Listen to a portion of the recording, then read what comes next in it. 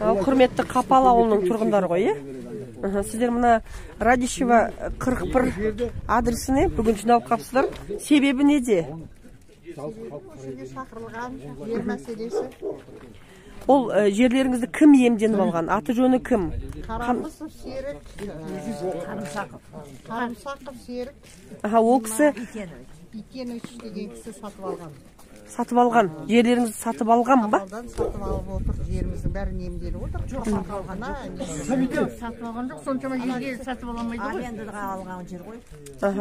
Соның ішінде сіздердің үлестеріңіз бар ма? Үлес бар. Сол заң шеңберінде дәлелденген ба? Қағаздарыңыз бар ма қолдарыңызда? Бүткіл соттан Верховныйға дейін бәр жерден жеңіп келдік. Соның өзінде иттік жасап, өзіміздің жеріміздің шөлін шапқызбай, алақандай жеріміздің шөлін шапқызбай, сөйтіп. Аудан әкімі жаңағы Есім Базархановқа барғандарыңыз бар ма? Ой, аудан әкімі мың алысты ғой уже. Ешқайсының шамасы келмейді оларға. Қапал ауылдық округінің аудандарының жаңағы кішігірім село жаңағы бар ғой. Әкімі кім? Қазір жас бала енді, оны даже не в курсе дела. Штемке білмейді ол. Қазір ауылдың. Биылған әкім ол де? Ол бәрін біледі, курста ғой. Бірақ енді осы халықтың мұң-мұқтажын жырлап отырған ол да азамат. Ол жаңадан келді, жарты жыл ғана болды. Енді ол курсқа кіргізуіміз керек қой. Бұл бізге дейін болған дүние. Қанша жыл болды істеп жүрген жеріңізге сабылып? Халық болып келіп отырған. 12 жыл. 12 жыл. 13 жыл, отлично білмейді. 13 жыл, Осыдан 12 жыл бұрын 2011 жылы Қарымсақовтың атына бұрынғы Күреңбел серіктестігі өтті. Сол өткелі мысалы 12-13 жылға кетіп бара жатыр. Бір Қарымсақов Сергейтеновті көргеніміз жоқ. Қайсымыз көрген? Келмейді. Енді осы жолы жиналысқа шақырғаннан кейін қолымызда қағазымыз бар. Осы адреске келіп тұрмыз. Бірақ өзі де келмепті әлі, бір доверенный листосы келеді дейді. Не олар жаңа хабарлап. Мынау адрес жалған болып шығып тұр. Мына үйдің азаматы мүлдем ол іске қатысы жоқ болып тұр ғой. Юстицияға тіркелген шығар бұл. Көрдіңіз ба? Юстицияға тіркелген адреспен берген ғой енді бізге. Біз осы жерге келіп тұрмыз. Бізге кеше басқа адрес хабарлады, бірақ ол мен 2-3 адамға айтып үлгердік біз оны. В основном бәрі осы жерге келіпті. Содан кейін осы жерде тұрмыз. Енді мына 12 жылдың ішінде Күреңбел Бәленбай гектар, Бәленбай 1000 гектармен Қарымсақовтың атына өтті ғой. Бірақ сол Қарымсақов 12 жылда бір келген жоқ. Өзінің доверенный листоларын жібереді. Ол доверенный листолары Қапалдың ішін арендаға беріп, короче говоря, өздері майланып жатыр қазақша айтқанда. Жер тозып кетті. Егін екпейді. Не жарылқаймыз, ойбой, ана не де береміз, техника әкелеміз, бүйтеміз, оның бірін 12 жылда көргеніміз жоқ. Енді тағы да бір өзгеріс болады деп жатыр. Соған келген едім жиналып. Енді ол қандай өзгеріс айтам, айтпай ма, мына жерге келіп білмей тұрмыз. Болса болсын, болмаса аудан қорына халыққа бұл жер өту керек. Халық егін неге алмайды, шөбін шаба алмайды. Енді қазір президент айтып жатыр ғой, халықтың жерін халыққа беру керек деп. Сол президенттің сол үндеуін қолдайсыздар ғой, е? Жақсы, Қапал жеріне барып, сол өздеріңіздің жаңағы заң шеңберінде сіздерге тиесілі жерді көрсетіп, жаңағы нақты қағаздарын бере аласыздар ғой? Міндетті түрде. Жақсы. 2011 жылы Қапал ауылына келіп, бүткіл Қапал ауылының халқын жинап, құрылтайшыларды жинап жүрді. Ол уәде берген. Уәде бергенде ол ертеңнен бастап техника әкелем ауылға. Ауылдың балаларын түгел шетелде оқытамын, түгел сауатты жасаймын. Ауылға бау-бақша егеміз, алма бақша егеміз деген. Соның бәрі мен 12 жылдан бері Қарымсақовты көрген жоқпыз одан кейін. Міне осыдан бір жеті бұрын бізге хат жіберіпті. Хат жіберіп, хатқа қол қойдырып алды өзі. Ана адамдары. Қол қойдырып, хатты алдың ба, алған жоқсың ба? Алдық дедік, барамыз. Радищева 41, міне осы неге жіберген. Олар енді қағаз аямайды. Көрдіңіздер, қандай қағазға жіберіп отыр. Ол қағазды, Қазақстанның қағазын аямай тұрған адам, ол бізді халықты, ауылдың халқына аяйма. Ауылдың халқына бірде-бір көмек жасаған жоқ. Қанша жылдан бері исполнительный директорлар келеді, жердің бәрін басқа біреулерге береді. Өзімізді халықтың өзін бір-біріне қырылыстырып бітірді олар. Конторашат, МТМ, Қырман, басқа да объектілердің бәрі солардың қарамағында. Бәрін алып алған, ештеңке жұмыс жасамайды, ешкімге ешқандай көмек жасамайды. Анау жылдары халықтың бір 5-6 адамды жұмыс істетіп, оның өзіне жалақысын дұрыс бермеген. Соның бәрі енді ауылдың адамдарына өте қиын ғой. Үй салайын десе үй саламайды. Түгел Күреңбел алып алған жердің бәрін. Қапалдың көшесіне дейін алған. жан жағына не жайылым жоқ, не малды шығаратын жеріміз жоқ. Бұл енді Қапалдың ауылының халқына көмек бола ма, болмай ма бұл? Облыс әкіміне кірдіңіздер ме? Облыстың әкімі білет. Жақында облыстың әкімі ауданға келген кезде, сол кезде облыстың әкімі айтқан, осы мәселемен шұғылданып жатырмыз. Қаншама адамдар осы жерді алып алған. Бұны осылардың бәріміз қайтаруымыз керек. Халыққа жерді беруіміз керек деп облыстың әкімі өзі айтты осы мәселені. Біз оның өзіне бір қатты қуандық, облыстың әкіміне. Қатты қуандық, риза болдық. Енді осы мәселе мынау бізді неге алдайды? Неге осы пенсиядағы адамдар аяқтар біреу ақсақ, біреуі жүрегі ауырады. Кеше ғана жүрегіне операция жасап шыққан құрылтайшыларды сонша мазалап, сонша есін шығарды. Ендігі келетін болса, мынандай хабарлайтын болса, Қапал ауылына келсін. Жер сонда, контор сонда, халық сонда, барлығы сол жерде. Қарымсақтың телефоны бар ма? Ау, барлығы, ол бәрін біледі, ол бәрін біліп отыр. Бәрін білген мына жерде поспешно дейді. Екінші мына қағаздың өзін алдап отыр, көрдіңіз бе? Приложениесі мынаның ішінде дейді. Приложениесі жоқ қандай. Көрдіңіздер ме қандай? Ол неге осы бізді сонша алдайды? Неге өтірікке сондай жол беріп отыр? Вы, да, представитель? Вы представитель? Сіз ба представитель? Мен жол көрсетуге келдім. Жоқ, сіз представитель дейді ғой Қарымсақтың. Представитель сол күтіп отыр. Қай жерде күтіп отырсыз? Грант күтіп. Сіздің аты жөніңіз кім? Менің есімім Дастан. Дастан, сіз Қарымсаққа қандай қатынасыңыз бар? Қатынасы жоқ. Ала. Енді сіз қазір сопровождать етіп тұрсыз, сонда қалай? Давай сейчас. Біз ешқайда бармаймыз. Сол кісінің несі анау. Представитель күтіп отыр жаңа. Қай жерде күтіп жатыр? Грант көктем деген еді. Көктем грант. Көктем грант па? Грант көктем ба? Сол жерде не? Керек па Қапалға өзгесін? Сол жерде не? Тоқтай тұрыңызшы. Сіз нақты құжатыңызды көрсетіңізші, сіз кімсіз? Менің есімім Дастан Абдыкаримов. Кім болып жұмыс жасайсыз? Жол көрсетейін деп Жоқ, жол көрсететін адам жөнді біледі деген сөз ғой. Енді құжатыңызды көрсетіңізші, кімсіз? Қайда жұмыс жасайсыз? Енді өзіңізбен бірге? Өзіңіз жоқ қазір. Ешқандай құжат жоқ, иә? Сіз мына сонда компанияға ешқандай қатысыңыз жоқ, жай? Пока қатысым жоқ Күреңбелде. Пока? Иә. Соңғы қатысыңыз бола ма? Енді жұмыс істеп бастайын деп жатырмыз ғой. Сіз Сендер ме? Жоқ. Сіз қазір сізге өтініш бастығыңызға звондаңызшы. Қарымсақ мырзаға звондаңыз. Тоқтай тұрыңыздар. Мейлі, енді жаңа представительге звондай қойыңыз. Жоқ, сіз звондаңыз. Тоқтай тұрыңыз, звондаңыз. Халық міне қараңыз, қаншама жұртты шақырып қоясыздар. Громкоговорительмен қай жерге келу керек екенін айтыңызшы, қазір біз барамыз. Шақырыңыз, звондаңыз. Бәрі заңды болса, неден қорқасыз? Не деу керек? Енді звондасаңызшы, енді осы жерде дүйім жұртты ары бері неменеге нетіп тұр. Звондаңыз, пожалуйста.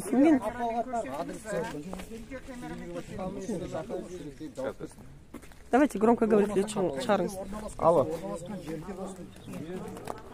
Қазір, подожди, этот. Қазір семен сөйлесіп келіп жатыр, сейчас на громку поставлю.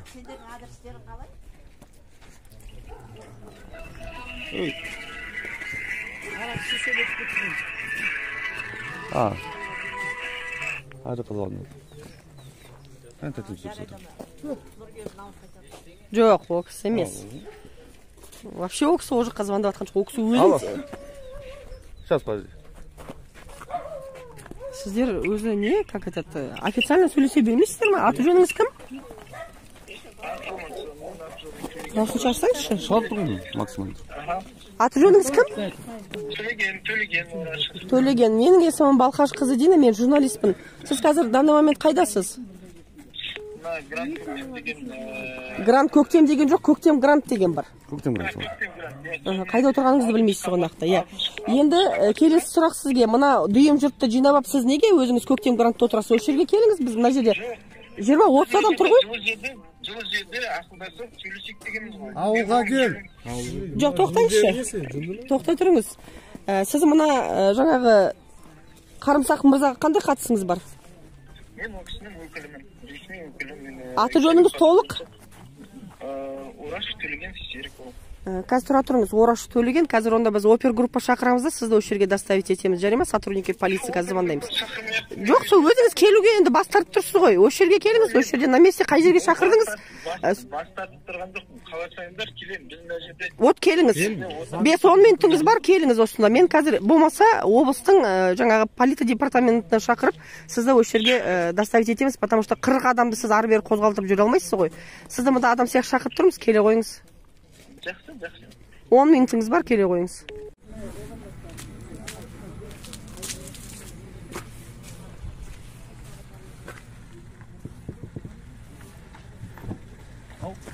Жаңағы кісіңіз что-то келмеді ғой.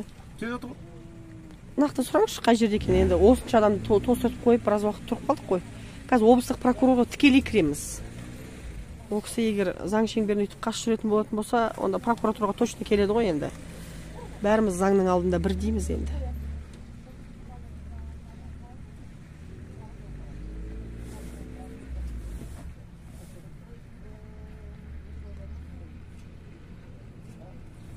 Қанша уақытта келесіздер?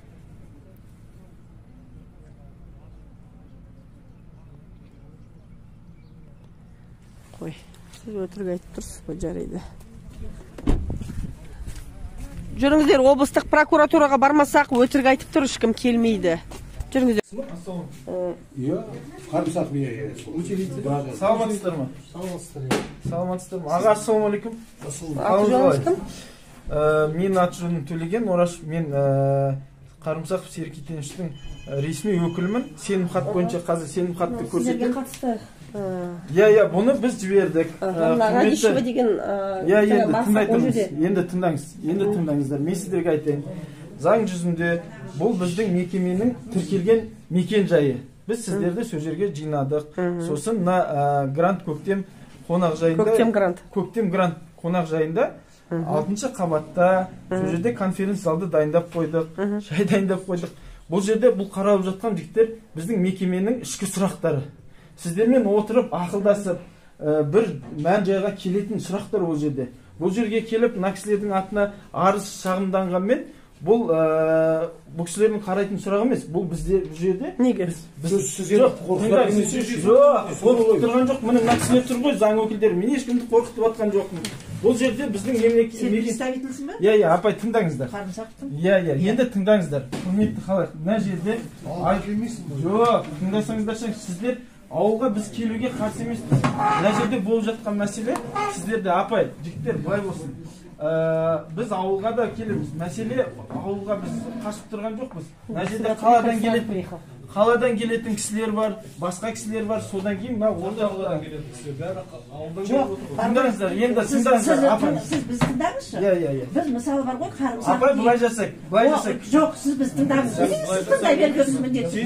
Міне, қарымсақ 2011 жылы өзінің атына устав жасап алды бір шаруашылық, содан бері қарымсақты көрген жоқпыз. Мына өзінің атында басшылықта сол бар, бірақ ана Күреңбелде не болып жатқанынан ол кісі хабарсыз, біз ол кісіге жете алмаймыз. Доверенный лицоларын жібереді, 2 жылда бір доверенный лицо ауысады, 2 жылда бір доверенный лицо, олар өз білгенін жасайды.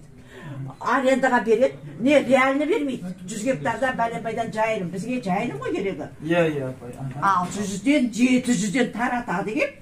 Олар о жерден арендалық қалдаса салады, байыды. Қалғандарымыз жүрміз, не жайылым ала алмай, не түк ала алмай. Мен мысалы учредителмін, біздің бұрынғы бастық Күреңбелдің Ораз Мәкенш маған айтқан, қалай учредителден шығасың, сонда ғана жеріңді аласың, одан бері алмайсың деген маған.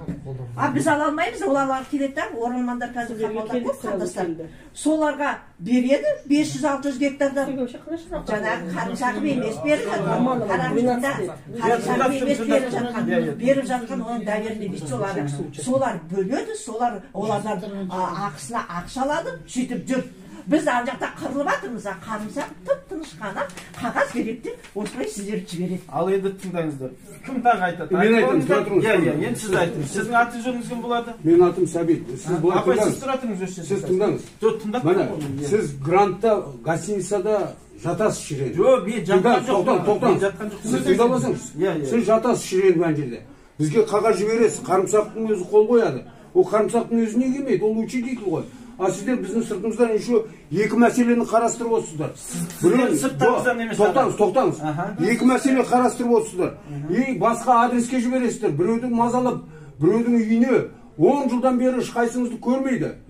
Регистрация жасап тастаған ана үйге. Қарымсақтың офисі деп. Міне, офис деп тұр, біз барып таңертеңнен сонда тұрмыз. Біреуің жоқсыңдар, грантта жатасың, звондайсың бізге.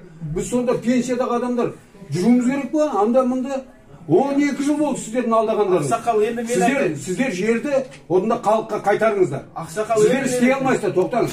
Қарымсақов техника әкелем, мына қазақтың балаларын оқытамын, шетелде оқытамын, бәрімді білімді жасаймын. Мына ауылды гүлдендіремін, сат саламын, түгел көшелеріңді, ауылдардың бәрін жөндеймін деген. Бір несі уәдесін орындамады. 12 жылдан бері әлі көрген жоқпыз біз оны. 12 жыл болды көрген жоқпыз. Керісінше, мына халықты бәрімізді бір-бірімізге қырылыстырып қойды. Сондай бола ма? Сол енді қандай шаруашылық мынау? Қандай мәселе мынау? Ол не деген шешілмейтін мәселе? Неге жерді халыққа қайтармайды? Жақында ғана облыстың әкімі айтып кетті. Тыңдаңыз, облыстың әкімі айтты. Мына жердің бәрін халыққа беру керек деді. Осындай адамдар алып, иеленіп алып алған. Неге қайтармайсыздар жерді? Қайтарыңыздар жерді. Біз болды, біз бәріміз құрылтайшылар шештік. Құрылтайшылар тыныштық. Міне прокуратура өкілдері тұр. Заңның күші қалай екенін қазір. Сіздердің қандай қақыларыңыз бар? Тыңдап алыңызшы. Менің атым Олжас. Сіз құрылтайшы емессіз. Ешқандай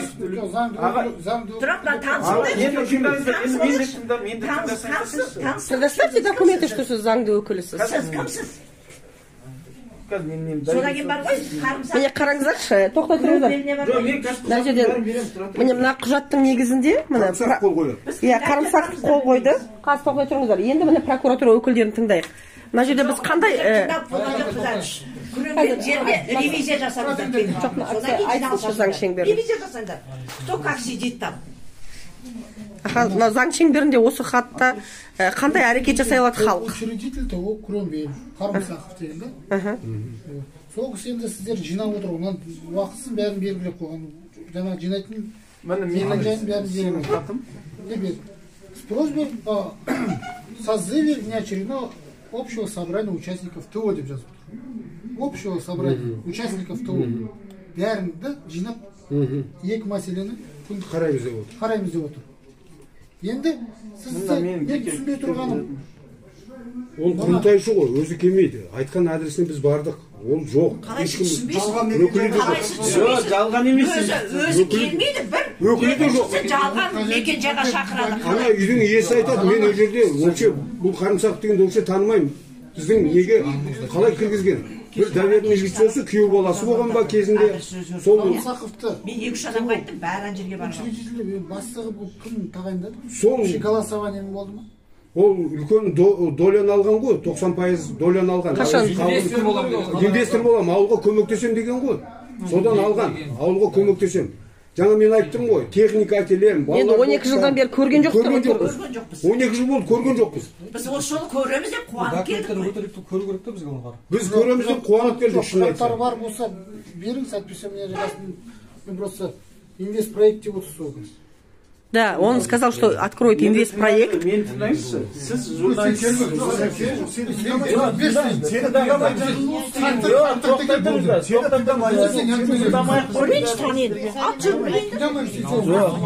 Тыңдаңыздар, рұқсат алсам болды.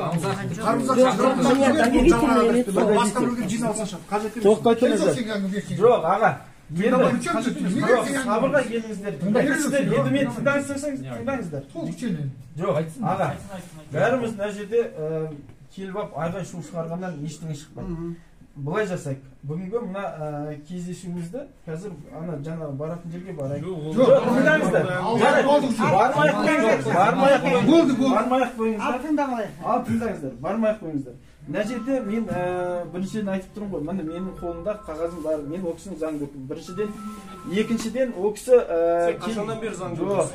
Қанша уақыт болды заңды өкіл болғанға? 1 жыл, 2 жыл. Қапал жағдай болғанда маған мен жақты қапалдың сұрағы бойынша енді тыңдаңыз. Неге сіздер енді былай істесеңіздерші? Мен бағандан бері ақсақалды тыңдадым, апайды тыңдадым. Енді былай жасайық. Сабырға келейік біріншіден. Дауыс шығарудың қажет жоқ.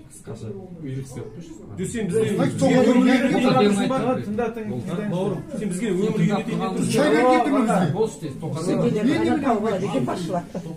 тыңдаңыздар. Мен сіздерге айтып тұрған, бұл біздің мекеменің ішкі сұрағы. Бұл ауылдың сұрағы. Ауылдың сұрағы. Сен мекеме деп, ауылдың сұрағы. Бұл 49 жер бар. Ол кісі денсаулығы бойынша 12 жыл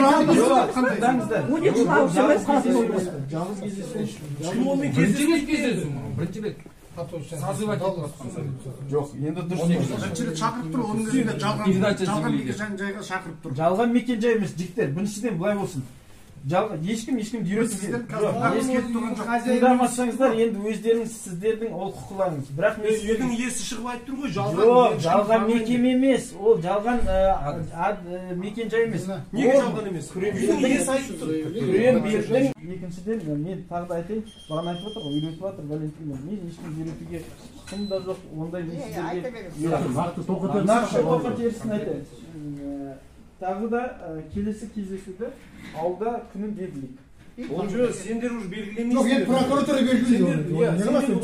Сен белгілеп болдың.